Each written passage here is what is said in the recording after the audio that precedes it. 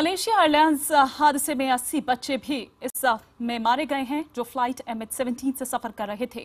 Ukraine सरकार ने इसकी सूचना दी है। वहीं एड्स के खिलाफ मुहिम को भी एक जबरदस्त झटका लगा है। हादसे में मशहूर वैज्ञानिक जो लैंग समेत 100 एक्सपर्ट्स मारे गए हैं। ये सारे वैज्ञानिक मेलबर्न में होने वाली अंतर्राष्ट्रीय एड्स कॉन्फ्रेंस में शामिल होने के लिए जा रहे थे।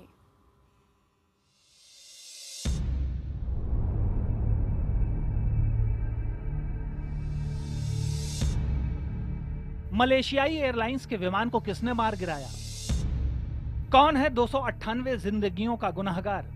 इस सवाल का जवाब फिलहाल किसी के पास नहीं है। लेकिन गुनहगार जो भी हो, वो 80 मासूमों की मौत का भी जिम्मेदार है। बच्चे जिन्होंने किसी का कुछ नहीं बिगाड़ा था, बच्चे जो अपने माँ बाप के साथ महज एक आसमानी सफर पर थे, उनके लिए ये सिर्फ एक यात्रा का रोमांच था। जिनके अपने इस विमान से सफर कर रहे थे और उनके आने की उम्मीद नहीं बची, उनके पास फिलहाल आंसुओं के अलावा कुछ नहीं। People next to us were actually from Amsterdam. They had friends on the flight, so she was crying and it was really sad. इस हादसे में एड्स पर शोध कर रहे 100 वैज्ञानिक भी मारे गए हैं, जिनमें मशहूर एड्स एक्सपर्ट और अंतर्राष्ट्रीय एड्स सोसाइटी के पूर्व अध्यक्ष जोप लैंग भी शामिल हैं। लैंग के बारे में मशहूर था कि वो महज डॉक्टर नहीं बल्कि दिल से एक्टिविस्ट थे। एड्स के हर आयाम पर उनकी जबरदस्त पकड़ थी। वो इसके वैज्ञानिक से लेकर सामाजिक पहलू तक सब पर नजर रखते थे। इंटरनेशनल एड्स सोसाइटी ने अपने शोक संदेश में कहा है कि This incredibly sad and sensitive time, the IAS stands with our international family and sends condolences to the loved ones of those who have been lost in this tragedy. दरअसल ये सारे वैज्ञानिक मेलबर्न में होने जा रही 20वीं अंतर्राष्ट्रीय एड्स कॉन्फ्रेंस में शामिल होने जा रहे थे। कॉन्फ्रेंस इसी हफ्ते के आखिर में होने वाली थी। मारे गए वैज्ञानिकों में विश्व स्वास्थ्य संगठन से जुड़े कई और भी वैज्ञानिक शामिल थे।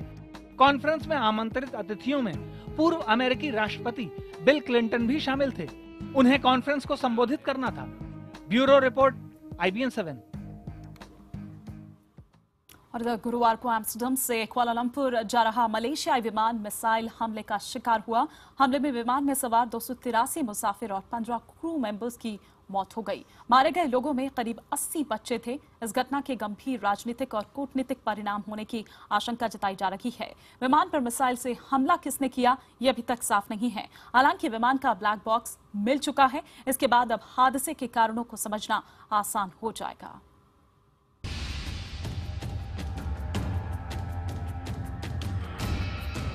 आखिर कौन है 298 मासूमों की मौत का जिम्मेदार? आखिर किसने किया मलेशियाई एयरलाइंस के यात्री विमान MH17 पर हमला? क्या ये सिर्फ रूस समर्थित यूक्रेनी विद्रोहियों का काम है या फिर इसके पीछे है कोई बड़ी साजिश?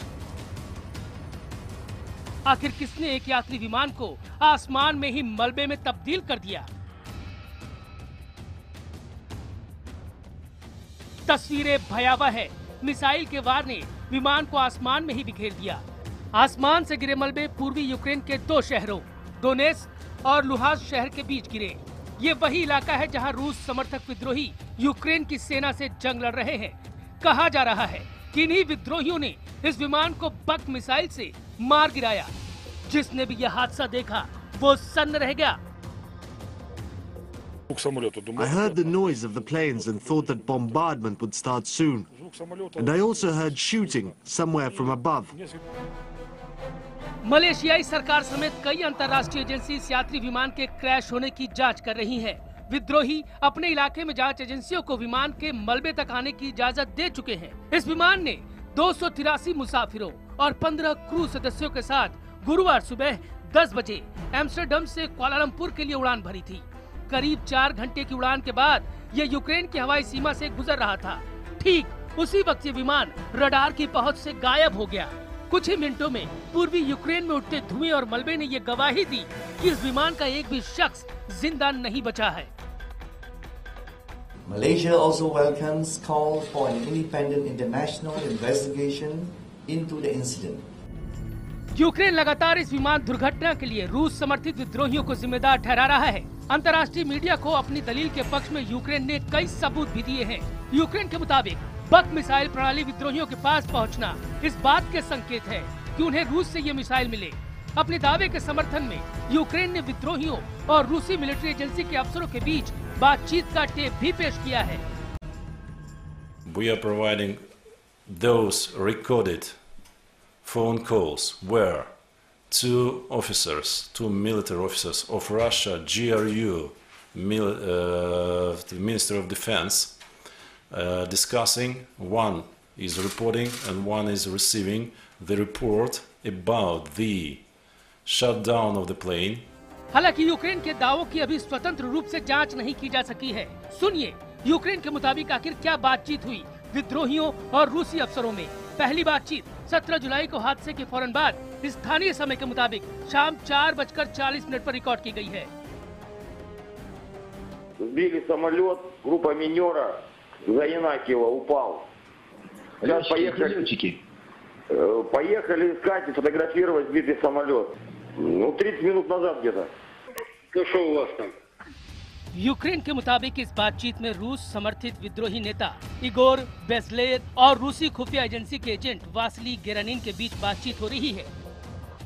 यूक्रेन के मुताबिक रूसी अधिकारियों और रूस समर्थित यूक्रेनी विद्रोहियों के बीच ऐसी बातें कई बार हुई। जाहिर है यूक्रेन का इशारा रूस की तरफ है। उसके आरोप है कि रूस ने विद्रोहियों को बक मिसाइल दी और इसी मिसाइल से गफलत में उन्होंने यूक्रेनी फाइटर प्लेन समझकर मलेशिया के यात्री विमान को मार गिराया। Bureau report IBN 7।